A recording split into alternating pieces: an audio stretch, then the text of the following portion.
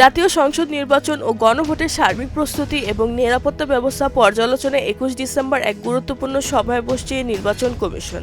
রাজধানীর আগারগাঁওয়ে নির্বাচন কমিশনের সচিবালয় সম্মেলন কক্ষে দুপুর ২:৩০ এই বৈঠকটি অনুষ্ঠিত হবে।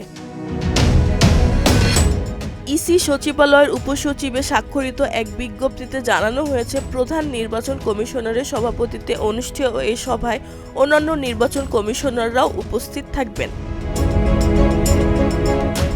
বৈঠকটি শুরুর আগে দুপুর ১২টায় সেনা, নৌ ও বিমান বাহিনীর প্রধানরাও নির্বাচন কমিশনারের সঙ্গে সৌজন্য সাক্ষাৎ করবেন এবং নির্বাচন ঘিরে সার্বিক পরিস্থিতি নিয়ে আলোচনা করবেন। ইসি সূত্র জানায়, বৈঠকে বিশেষভাবে গুরুত্ব পাবে নির্বাচন পূর্ব আইন শৃঙ্খলা পরিস্থিতি পর্যালোচনা, অবৈধ অস্ত্র উদ্ধার এবং সন্ত্রাসী কার্যক্রম রোধে যৌথ বাহিনীর কার্যক্রম। সভা শেষে নির্বাচন ভবনের বেসমেন্টে গণমাধ্যম কর্মীদের ব্রিফিং করা হবে বলে জানিয়েছেন ইসির পরিচালক।